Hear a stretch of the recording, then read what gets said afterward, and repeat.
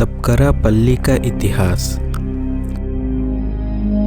आज़ादी के पूर्व अंग्रेजी हुकूमत के सामने घुटने टेकने के सिवा और कोई दूसरा चारा नहीं था। पेट बेगारी करते करते हमारे पूर्वजों की रीढ़ की हड्डी टूट चुकी थी। धर्म सटावट अपनी चरम सीमा पर पहुंच चुकी थी। खौफ और दहशत भरे माहौल में आस्था और विश्वास की बंजर भूमि को उर्वर बनाकर उसमें इस वचन का बीजारोपण करना टेढ़ी खीर थी। ऐसी विषम परिस्थितियों के बावजूद हमारे पूर्व मिशनरियों ने अपने जीवन को दांव में रखकर सेवा कार्य के साथ साथ आत्माओं की मुक्ति के लिए कार्य करना आरंभ किया।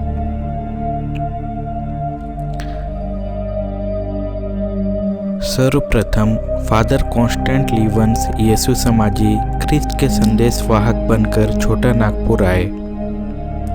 उन्होंने सामाजिक न्याय दिलाने के साथ ही साथ मुक्ति कार्य में अपनी अहम भूमिका निभाई।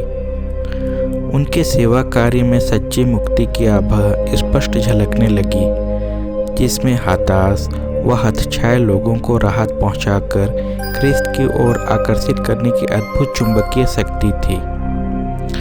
अंधकार में भटकने तथा दर दर की ठोकरें खाने वालों के लिए वे प्रकाश स्तंभ साबित हुए। सनह सनह ख्रिस्त विश्वासियों की संख्या के साथ साथ पल्लियों की संख्या में दिन दुनी रात चौगुनी बढ़ोतरी होने लगी।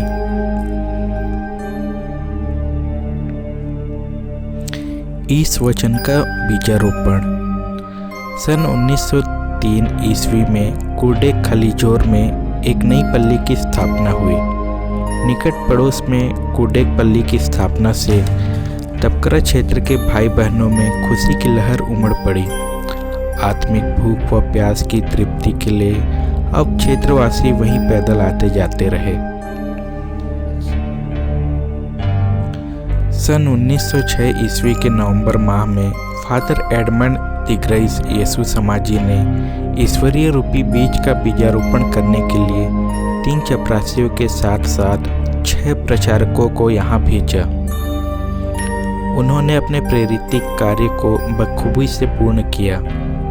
परिणाम स्वरूप तपकरा, लडबोरा, सिंगी बहार, सुईजोर, जामबहार, केरसई आदि गांवों के भाई बहनों ने ईसाई धर्म को अंगीकार किया।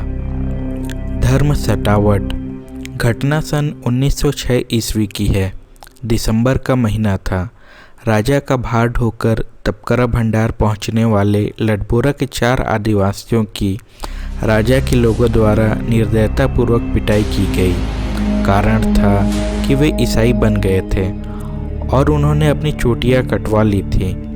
ईसाई धर्म अपनाने के कारण तपकरा के अन्य कई लोगों को बेहोशी तक जूतों, लात, थप्पड़, घूसों आदि से मार मार कर पैरों तले कुचले जाने और जमीन जायदाद को हड़प लेने की धमकी भी एक कारण थी कि उनके द्वारा ईसाई धर्म को अंगीकार किया गया।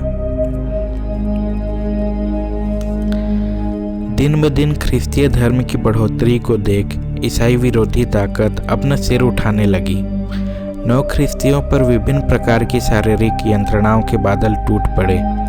लोग धीरज, सहानुभूति और सांत्वना के लाले पड़ने लगे। है तौबा एवं त्राही त्राही की उस घड़ी में 18 फरवरी सन 1907 ईस्वी को फादर दिग्रइस मसीही बनकर आए। जहाँ तक बन पड़ा उन्होंने टूटे दिलों को जोड़ने का हर संभव प्रयास किया। लोगों में धार्मिक अत्याचार सहने की शक्ति जरूर कुछ बढ़ी, परंतु सन 1916 से 1917 के बीच धार्मिक अत्याचार अपने उफान पर थी। फादर पॉल फेरोन का भस्मित तंबू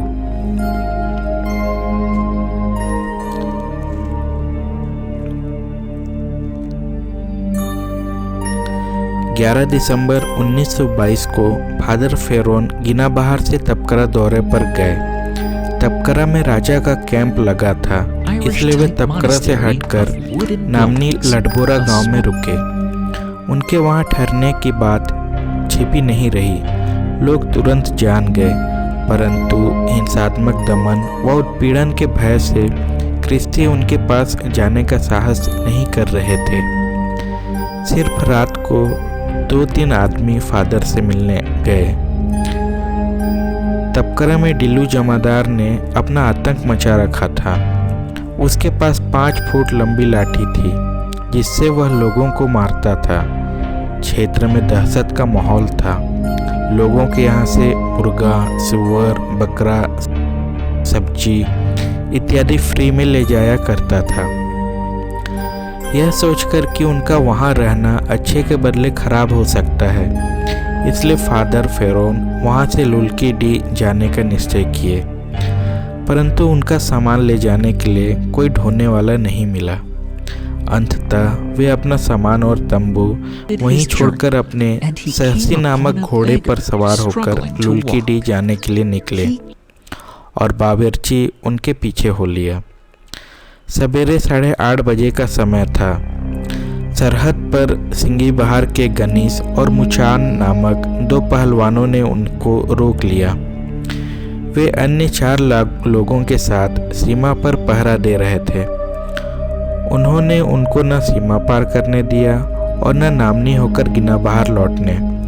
फादर फेरोन ने उन पहरेदारों को बतलाया कि किसी यूरोपीय को सीमा पार करने का पूरा अधिकार है। उन्होंने जवाब दिया कि राजा के आदेश के बिना कोई सीमा पार नहीं कर सकता है। फादर ने उन दोनों पहरेदारों के नाम लिए और उनसे उन्होंने दस्तखत करने को कहा कि उन्होंने राजा के नाम पर उन्हें गिरफ्तार किया। उसके बाद वे तुरंत दर्जनों संतरियों से घेर लिए गए। सबके हाथों में लाठियां थी। वे पक्के लठेत थे। इस प्रकार फादर फेरोन को कैंप के निर्णय के लिए वहीं रुकना पड़ा। कैंप जाने के लिए गनीश ने उनसे एक चिट्ठा मांगा। राजा, युवराज और पुलिस सभी शिकार करने में मस्त थे। तपकरा में सिर्फ एक मुंशी भर रह गया था। लौटकर पुलिस ने फादर फेरोन को बतलाया कि दरोगा के शिकार से लौटने तक उनको रुकना पड़ेगा। फादर ने नामनी वापस जाकर कुछ खा लेने की अनुमति मांगी, परंतु उनको टस से मस्तक होने नहीं दिया गया। तत्पश्चात बड़ी मुश्किल से उनको लुल्की डी रियासत जाने दिया गया। जब फादर उतियल नदी पार कर रहे थे तब पहरेदारों में से एक दौड़ता हुआ आकर फादर को बतलाया कि गनीश ने उन दोनों को 2-2 लाठी मारने का आदेश दिया है। परंतु पहरेदार भला आदमी था। जैसे ही फादर फेरोन नदी पार करने किनारे आगे बढ़ रहे थे, उसने 2 लाठियां उनके सहसी नामक घोड़े को मारा। शायद गनीश को यह दिखलाने के लिए कि उसने उनके आदेशानुसार फादर को 2 लाठी मारी है। फादर फेरोन का तंबू और अन्य सामान नामनी में छूट गया। बाद में उनको ले जाने के लिए आदमी भेजे गए, परंतु उन्होंने साफ देने से मना कर दिया। फादर फेरोन के तंबू को उन बदमाशों द्वारा 31 जनवरी और 1 फरवरी की रात को नामनी से साजबहार लाया गया। वहीं 3-4 फरवरी की रात को गांव के ही तीजू ठेकेदार के आदेश पर जला दिया गया।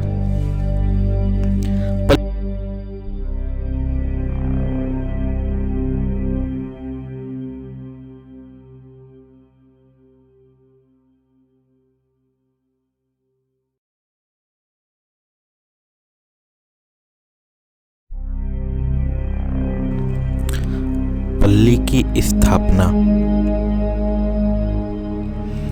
26 जनवरी सन 1923 को फादर पॉल फेरोन येसु समाजी गिनाबहार पल्ली को छोड़ तपकरा आए और तपकरा के प्रथम पल्ली पुरोहित बनकर स्थायी रूप से रहने लगे।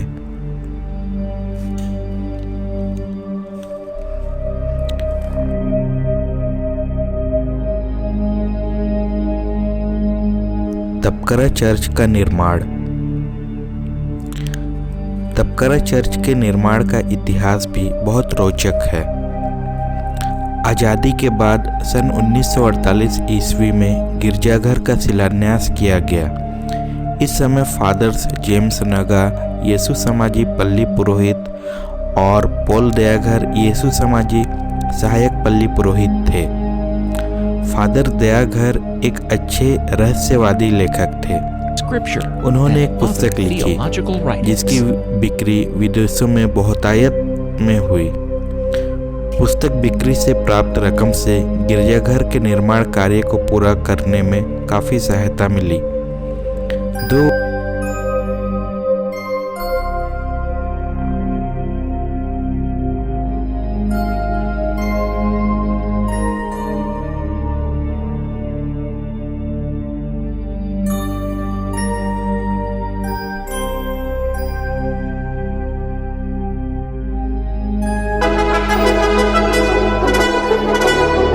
वर्ष के अथक प्रयास के पश्चात सन 1950 ईस्वी में गिरजाघर बनकर तैयार हो गया।